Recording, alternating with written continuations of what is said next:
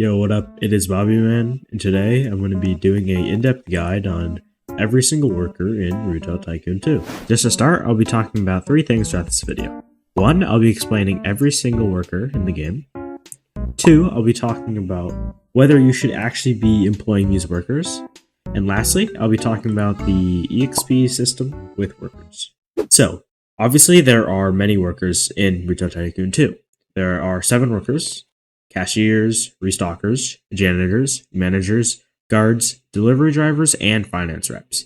And throughout this video, I'll be using this little demo store to explain really what every single one of these workers do. So the first worker that we're going to be talking about is the cashier. So here we have Jim Walker over here. He's our cashier. And as you see, he is working at this checkout. He is standing here and making so that people are actually able to check out their items. If we have another checkout here that requires a player, you'll see that the light is not turned on, meaning that customers are not going to walk up to this to check out their items because they can't. Though if I do stand here, obviously they'll come over. However, because we have 2 of these checkouts, without having him, we would not be able to really power both of these checkouts at least with their current position. We wouldn't be able to power both these checkouts, meaning I have to employ this guy in order to actually stand here and help the customers check out their items. So some things about the guy: he doesn't really apply a buff other than speed. He doesn't make it so that they're worth more or something like that. He just makes it faster. Obviously, if you compare to something like the self-checkout, then these manual checkouts are significantly faster. So if you are struggling with keeping up with how many customers need to check out, I would definitely recommend using some of these guys just because they're faster and they're just more efficient, at least, than auto checkouts. I personally don't use cash registers. I personally still use self-checkouts due to the fact that I don't have to pay this $20 a minute fee that comes with having a cashier.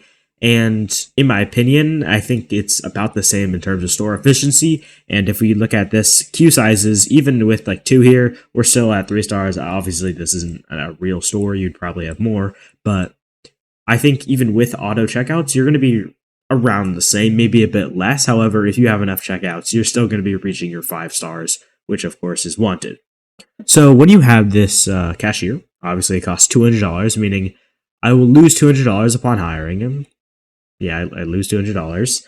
And every single minute, I'm going to be losing $20, which is kind of self-explanatory. So we have this initial fee of $200 and this repetitive fee of $20 a minute. Obviously, this $200 doesn't really matter that much, though this minutely fee is definitely going to add up over time and does reduce your money. If we look at this over an hour, this is only about $1,200, which is, in the grand scheme of things, if you're endgame, you're going to be making $1 million an hour. Though over a lot of workers, you just don't want to have to lose that money. Though obviously, if you are not actually getting this 5-star for queue sizes, I would definitely recommend it because I think that stars have a correlation to the quality of the customers as well as how many come in. So I would definitely lose that $20 a minute if you're getting like 3 stars, for example. Going on to our next employee, we have the restocker.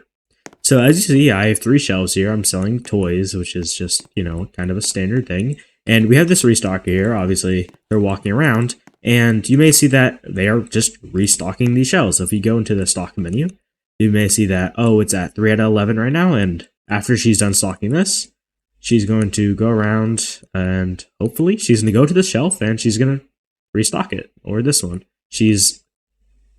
What is happening? You're pump faking the customers. What is happening? Well, I think my employee is like,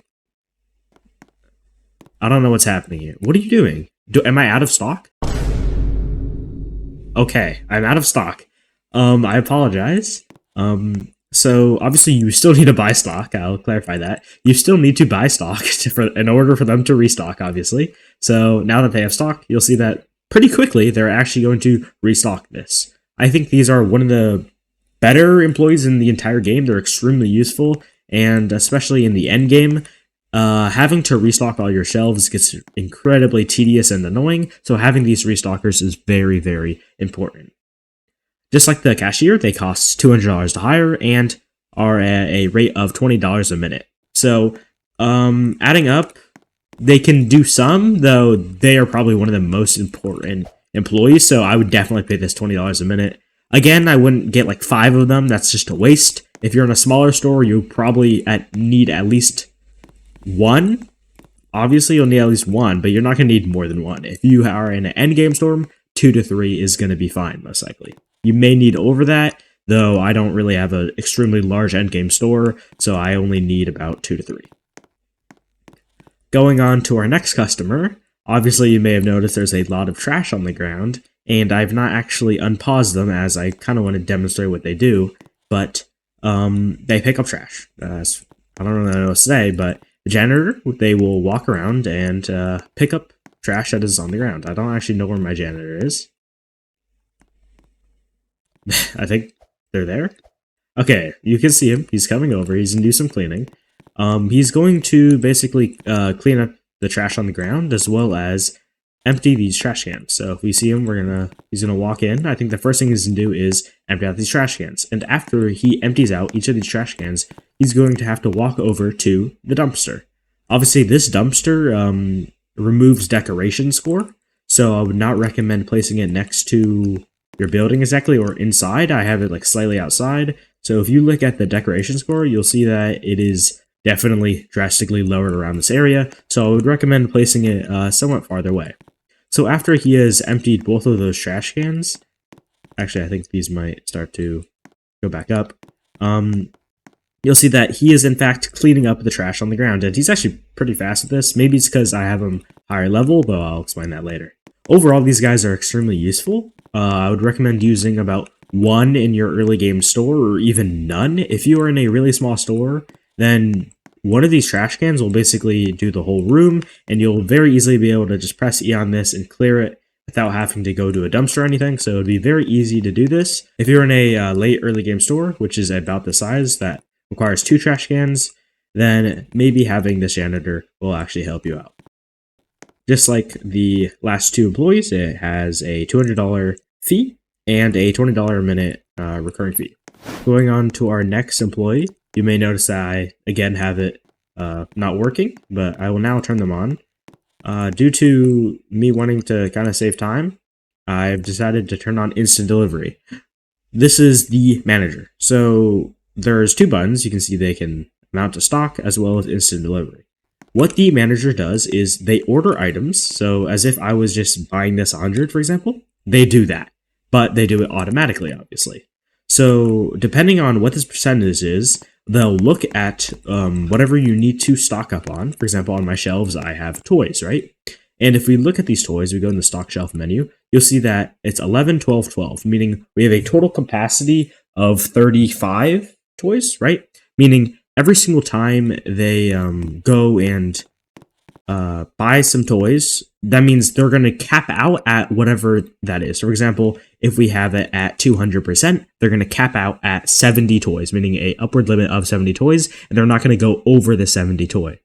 And obviously, this is kind of also self-explanatory. The instant delivery is whether you have instant delivery or not. In the end game, I would recommend turning this off, as you will have delivery drivers, which I'll go into later. But if you were in the early game, maybe you can do it. I don't know. If you have a manager, then you're generally not going to be super early game, so you'll probably have delivery drivers by then.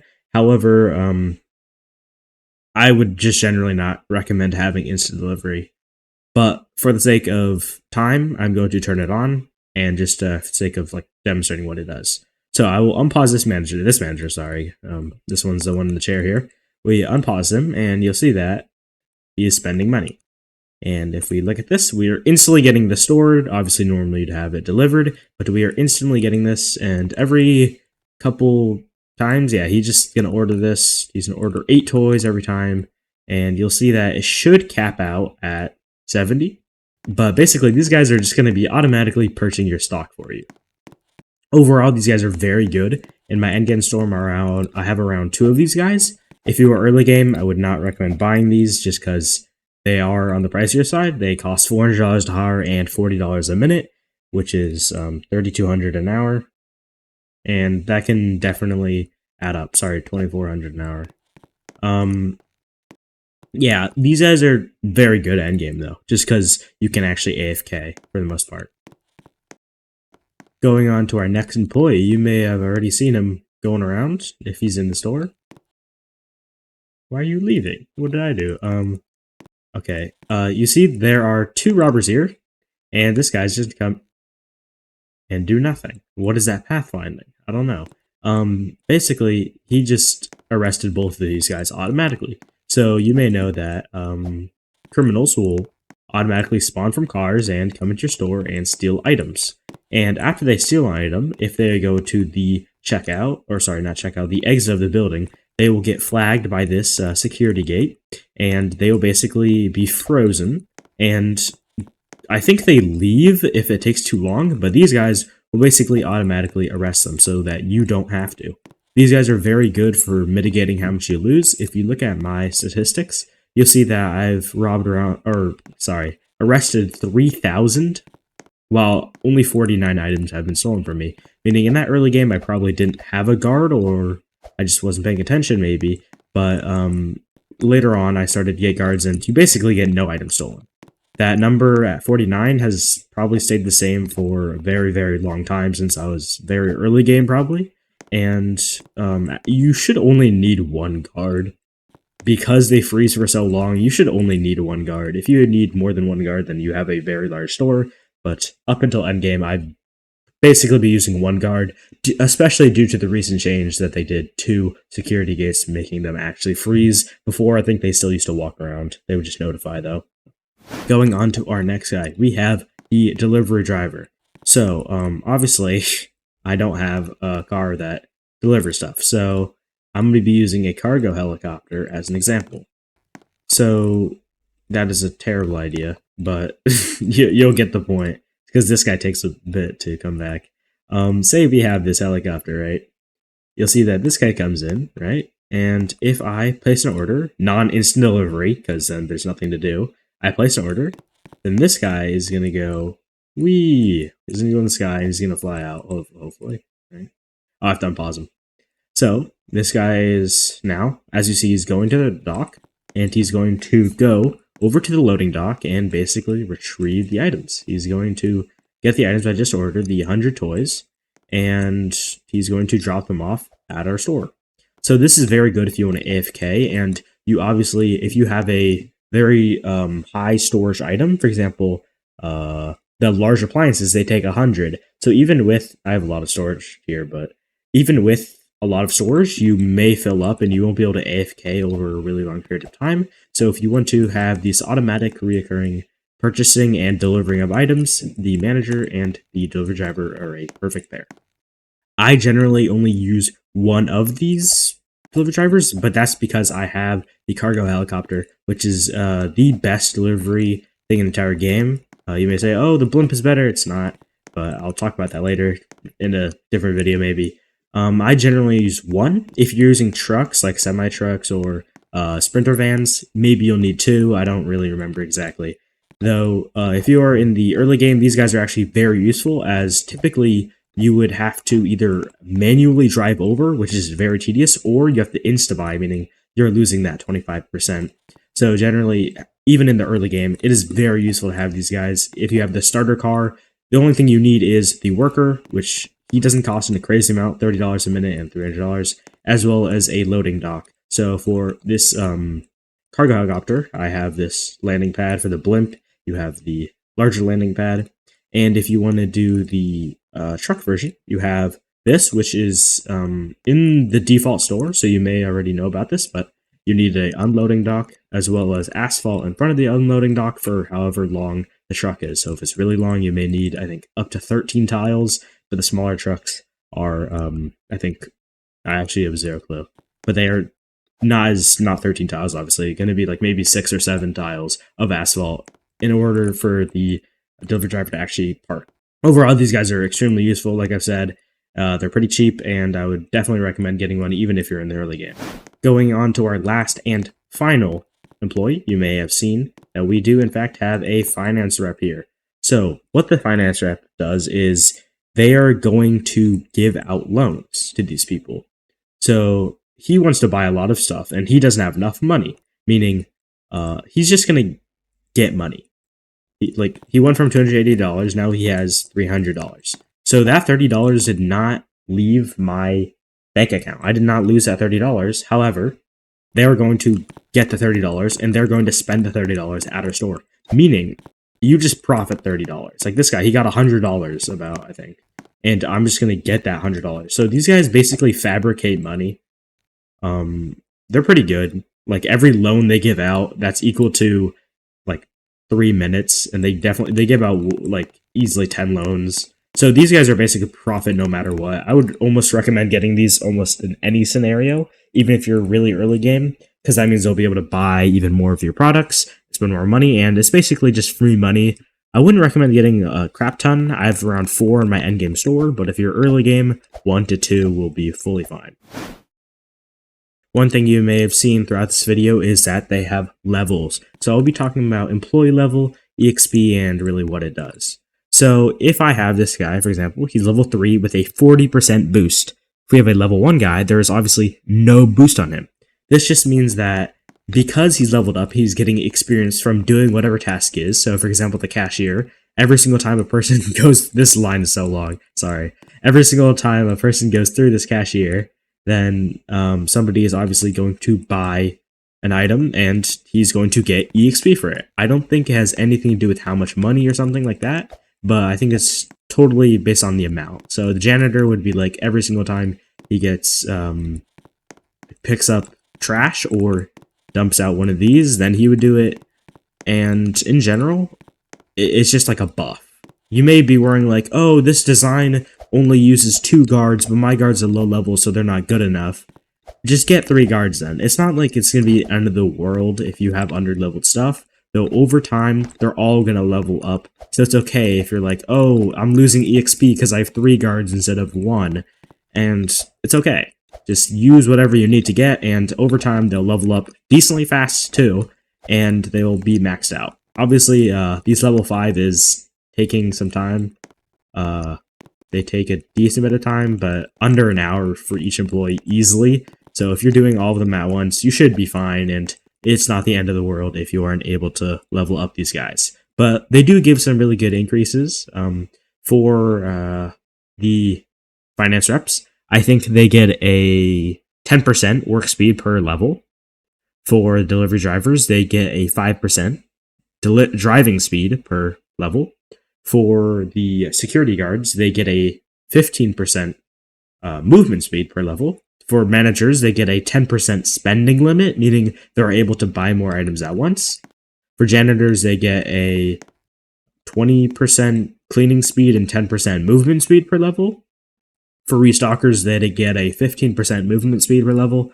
And for cashiers, they get a 20% checkout speed per level. Meaning at level 5, this guy will actually be 60% plus checkout speed, meaning in addition to the 1.2, I would not recommend getting this large one, by the way. This one's definitely better, because you can get 2 in the space of 1, and it's like a lot larger. So, for example, for a 1.2 second, if they are 60% faster, they should be 0.72 seconds per checkout instead of 1.2, meaning you're going to be saving around 4.8 seconds per thing, which is a pretty good increase. I mean, it's a lot faster. So this guy's like actually a clown. Dude, I've never seen this distinct of a character ever in Retail Tycoon. Also, these guys are actually tweaking. When the hell did I get it? Oh, I just bought one. Jesus. You are so interesting. Okay, anyway. Anyway, I hope you enjoyed the video. This is a little demo store. Do not replicate the store. The store is really bad. Do not. I'll make a video on how to get the best starter store, in my opinion, of course, in the game, as well as maybe medium, mid, late, and end game stores if you really want that. If you want other tutorials, leave in the comments what you need help on, and I hope you learned something. Thank you so much. Subscribe. Subscribe.